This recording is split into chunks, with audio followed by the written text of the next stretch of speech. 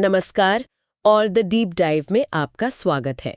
आज शनिवार 20 दिसंबर 2025 है और आज हमारे हाथ एक बहुत ही दिलचस्प दस्तावेज लगा है जो मुझे लगता है कि हमारी पारंपरिक स्वास्थ्य समझ और आज की तेज रफ्तार जिंदगी के बीच एक पुल बनाने की कोशिश कर रहा है।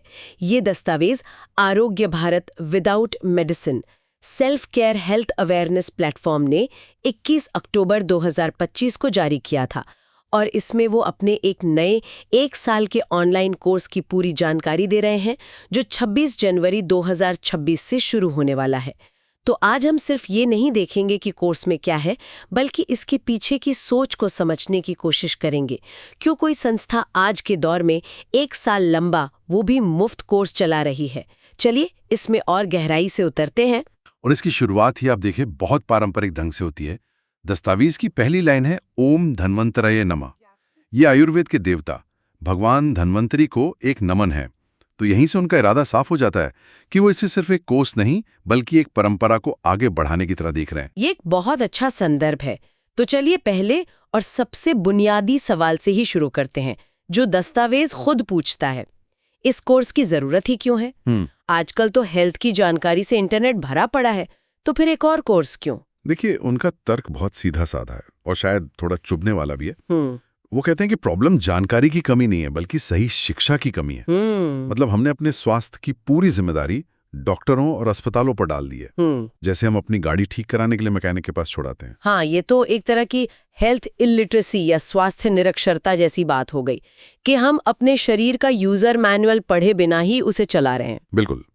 और दस्तावेज इसी का नतीजा बताता है कि 35-40 की उम्र तक आते आते जब शरीर की सहन शक्ति कम होने लगती है तो लोग किसी न किसी लाइफस्टाइल बीमारी का शिकार हो जाते हैं। हाँ, डायबिटीज या ब्लड प्रेशर, और फिर जिंदगी भर दवाओं पर निर्भर हो जाते हैं। वो एक बहुत ही गहरा सवाल उठाते हैं कि क्या इंसान की जिंदगी का मकसद सिर्फ पढ़ाई, नौकरी, परिवार और फिर बीमारियों से लड़ते हुए खत्म हो जाना है? अगर नहीं तो गलती कहाँ हो रही है? और दस्तावेज के मुताबिक ये गलती गुरुकुल परंपरा के खत्म होने से जुड़ी है, जहां स्वास्थ्य सिर्फ एक विषय नहीं बल्कि जीने का एक तरीका था। सही कहा। उनका मानना है कि वही ज्ञान अब खो गया है, इसीलिए वो इस प्लेटफॉर्म को अज्ञान रूपी अंधेरे को मिटाकर स्वास्थ्य शिक्षा का दीपक जलाने का एक जरिया मानते हैं। ये सिर्फ कुछ घरेलू नुस्खे सिखाने के बारे में नहीं है, ये लोगों को उनके शरीर का कंट्रोल वापस अपने हाथों में लेने के लिए एम्पावर करने का एक अभियान है। ठीक है, तो ये क्यों वाला हिस्सा तो बहुत मजबूत है, ये वाकई सोचने पर मजबूर करता है। तो अगर समस्या अज्ञान है तो फिर सवाल ये उठता है कि ये प्लेटफॉर्म सिखा क्या रहा है, मतलब इस कोर्स का असली सिलेबस क्या है? अब यहाँ पर मामला बहुत इंटरेस्टिंग हो जाता है।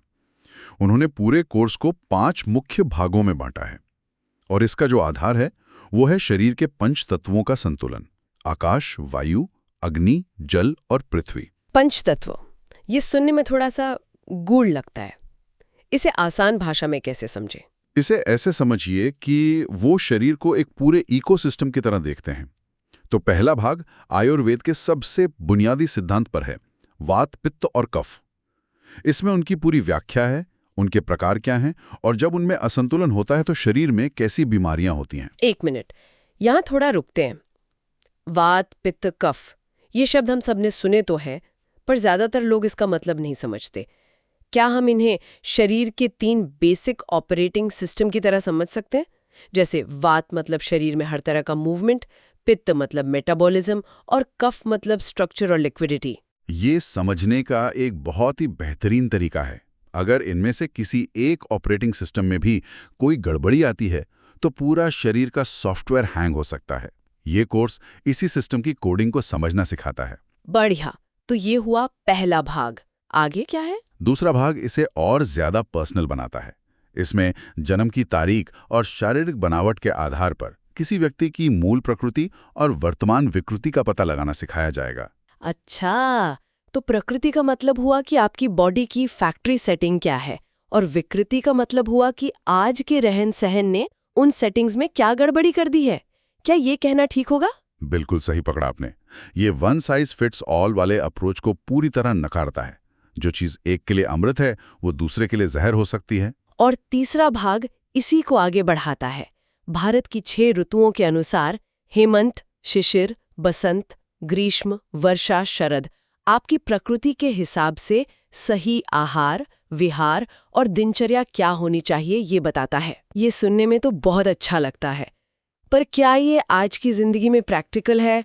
हम में से ज्यादातर लोग तो एयर कंडीशन्ड ऑफिस में बैठकर एक ग्लोबल 24/7 वर्क कल्चर में जी रहे हैं। ऐसे में 6 ऋतुओं के हिसाब से अपनी दिनचर्या बदलना थोड़ा मुश्किल नहीं है? दस्तावेज इस चैलेंज के बारे में कुछ कहता है? दस्तावेज सीधे तौर पर इस पर कमेंट नहीं करता, लेकिन इसका पूरा दर्शन ही छोटे छोटे बदलावों पर आधारित है। शायद इसका मतलब ये नहीं कि आप अपना काम छोड़ दें, बल्कि ये कि आप उसी लाइफस्टाइल में रहते हुए मौसम के हिसाब से अपने खाने पीने में छोटे छोटे बदलाव करें। समझ गई। जैसे गर्मी में ठंडी तासीर वाली चीजें खाना। हाँ, और सर्दियों में गर्म। ये बस जागरूकता पैदा करने के बारे में है। ठीक है। और चौथा भाग? चौथा भाग सीधा हमारी रसोई में जाता है। इसमें खाने पीने की चीजों, जड़ी बूटियों और मसालों के रस, गुण, वीर्य और विपाक की डिटेल्ड जानकारी दी जाएगी। अरे, ये फिर से कुछ तकनीकी शब्द आ गए। वीर्य और विपाक का क्या मतलब है? वीर्य का मतलब है कि कोई चीज शरीर पर ठंडा असर डालेगी या गर्म, और विपाक का मतलब है कि पचने के बाद उसका शरीर पर क्या फाइनल इफेक्ट होगा, मीठा, खट्टा या कड़वा। मतलब ये सिर्फ कैलोरी या प्रोटीन गिनने से कहीं आगे की बात है। ये भोजन के बायोकेमिकल प्रभाव को समझने जैसा है। मतलब मेरी माँ जो कहती थीं कि सर्दियों में दही मत खाओ क्योंकि इसकी तासीर ठंडी होती है, उसके पीछे पूरा विज्ञान था और मैं उसे बस एक पुरानी सोच समझकर नजरअंदाज करती रही। आप ऐसा कह सकती हैं। और पांचवा और आखिरी भाग इन सभी हिस्सों को एक साथ जोड़ता है। ये समझाता है कि इन सब चीजों का असंतुलन ही बीमारी की जड़ कैसे है, और पंच तत्वों को संतुलित करके कैसे एक दवा मुक्त स्वस्थ जीवन जिया जा सकता है। ये पूरे पाठ्यक्रम का सार है। ये तो सच में बहुत व्यापक और व्यवस्थित लग रहा है। अब आते हैं सबसे प्रैक्टिकल सवाल पर। मान लीजिए कोई इसे करना चाहता है, तो इसमें शामिल कैसे हुआ जा सकता है और इसकी कीमत क्या है? और यहीं पे ये दस्तावेज एक बड़ा सरप्राइज देता है। ये 1 साल का कोर्स पूरी तरह से निःशुल्क है, कोई फीस नहीं है। पूरी तरह मुफ्त। ये सुनने में तो बहुत अच्छा लगता है, लेकिन आजकल के ज़माने में कुछ भी पूरी तरह मुफ्त नहीं होता। क्या उनका कोई बिजनेस मॉडल है? अक्सर ऐसे फ्री कोर्सेज के पीछे कोई ना कोई रणनीति तो होती है। आपका संदेह जायज़ है, लेकिन दस्तावेज में ऐसा कुछ नहीं लिखा है। उनकी मंशा सिर्फ ज्ञान साझा करना लगती है। वे कहते हैं कि शामिल होने के लिए एक रजिस्ट्रेशन फॉर्म का लिंक दिया गया है। हाँ, एक बात जरूर है, लाइव क्लास के लिए सीटें लिमिटेड हैं, इसलिए वो जल्दी रजिस्ट्रेशन करने की सलाह देते हैं। और अगर कोई लाइव क्लास मिस कर दे तो? उसके लिए भी व्यवस्था है। क्लास का वीडियो अगले दिन एक स्पेशल ग्रुप में भेज दिया जाएगा। उनकी सिर्फ एक ही उम्मीद है कि लोग इस ज्ञान को सिर्फ अपने तक ना रखें, बल्कि दूसरों को भी इससे जुड़ने के लिए प्रेरित करें। ठीक है, तो 1 साल का ये मुफ्त कोर्स एक बड़ा कमिटमेंट है। मान लीजिए किसी ने ये पूरा कोर्स किया, तो दस्तावेज के अनुसार उसे इससे वास्तविक लाभ क्या मिलेगा? दस्तावेज लाभों को 2 लेवल पर बताता है। पहला, रोजमर्रा के लेवल पर। उनका दावा है कि इसे सीखने के बाद व्यक्ति छोटी मोटी स्वास्थ्य समस्याओं जैसे सर्दी खांसी, एसिडिटी या सिर दर्द का समाधान घर पर ही कर सकेगा। ये तो बहुत बड़ी बात है। ये एक तरह से व्यक्ति को अपने परिवार का फर्स्ट लाइन हेल्थ कंसल्टेंट बनाने जैसा है। इससे भी बड़ा लाभ जो भी बताते हैं वो भविष्य से जुड़ा है। उनका तर्क है कि ये ज्ञान व्यक्ति को भविष्य में होने वाली बड़ी बीमारियों के चक्रव्यूह से बचा सकता है। हार्ट, लंग्स, लिवर की समस्याएं, ब्लड प्रेशर, पैरालिसिस, ये सब बीमारियां एक दिन में नहीं होती। ये ज्ञान उन छोटे छोटे असंतुलनों को समय पर पहचानने और ठीक करने में मदद करेगा। तो ये एक तरह से हर मर्ज की एक गोली वाली रिएक्टिव सोच से हटकर एक प्रोएक्टिव और प्रिवेंटिव सोच की तरफ एक बदलाव है। बिल्कुल। उन्होंने दस्तावेज में एक सिद्धांत वाक्य भी दिया है, अज्ञानता ही रोग का कारण है और ज्ञान ही निरोगता की चाबी है। उनका पूरा दर्शन इसी एक लाइन में छिपा है। ये सब सुनने में बहुत सशक्त लगता है, लेकिन इस पूरे दस्तावेज में एक चीज है जिस पर बहुत जोर दिया गया है, और वो है डिस्क्लेमर, यानी अस्वीकरण। इसे इतना साफ करना क्यों जरूरी है? ये बेहद महत्वपूर्ण है और ये इस प्लेटफॉर्म की जिम्मेदारी को भी दिखाता है। वे बार बार ये स्पष्ट करते हैं कि ये मंच कोई मेडिकल सलाह देने के लिए नहीं है, बल्कि ये सिर्फ हेल्थ अवेयरनेस के लिए है। वो डॉक्टर की जगह नहीं ले रहे। लेकिन ये एक बहुत बारीक रेखा है ना? एक तरफ वे आपको घर पर समस्याओं को हल करना सिखा रहे हैं, दूसरी तरफ वे कह रहे हैं कि इसे मेडिकल सलाह ना माने। वे इसे बहुत स्पष्ट रूप से संभालते हैं। वे कहते हैं कि वे किसी भी सरकारी नियम या चिकित्सा पद्धति का विरोध नहीं करते। उनकी सारी जानकारी आयुर्वेदिक ग्रंथों गुरुओं के ज्ञान और उनकी टीम के अनुभव पर आधारित है। वे इसे एक पारंपरिक ज्ञान के रूप में पेश कर रहे हैं, मेडिकल प्रिस्क्रिप्शन के तौर पर नहीं। तो फिर व्यक्ति को क्या करना चाहिए? यहीं पर वे जिम्मेदारी वापस व्यक्ति पर डाल देते हैं। वे जोर देकर कहते हैं कि किसी भी जानकारी पर अमल करने से पहले व्यक्ति अपने विवेक और बुद्धि का इस्तेमाल करें। दस्तावेज में साफ लिखा है कि ये मंच भविष्य में किसी भी अप्रिय घटना के लिए उत्तरदायी नहीं होगा। उनका उद्देश्य शिक्षक का है, डॉक्टर का नहीं।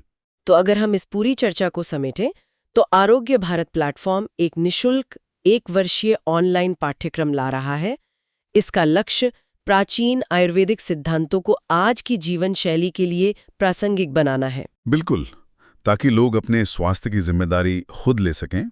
इसका आधार वात, पित्त, कफ, प्रकृति, विकृति और ऋतुओं को समझना है, जिससे दवाओं पर निर्भरता कम हो। और सबसे जरूरी बात, ये एक जागरूकता अभियान है, इलाज का दावा नहीं। ये शिक्षा है, नुस्खा नहीं। इस पूरी चर्चा से आप जानते हैं, मेरे मन में एक विचार घूम रहा है। ये दस्तावेज इस बात पर केंद्रित है कि कैसे स्वास्थ्य का ज्ञान, जो कभी हमारी संस्कृति का एक अभिन्न अंग था, अब खो गया है और हमने इसे विशेषज्ञों को सौंप दिया है।